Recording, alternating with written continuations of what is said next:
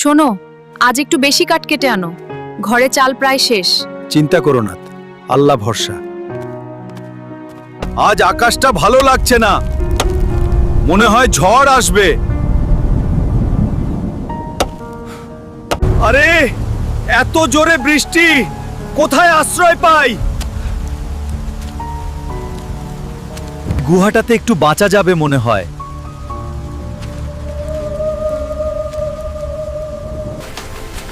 এত সোনা, মনে হয় এটা পুরো রাজ্যের গুপ্তধন। এগুলো কোথায় পেলে? এটা পাহাড়ের গুহায় পেয়েছি, কিন্তু শোনো, কাউকে বলবে না। জানো, আমার স্বামী পাহাড়ের গুহা থেকে গুপ্তধন পেয়েছে। সত্যি? আজ রাতে আমি সেই গুপ্তধন নিয়ে যাব।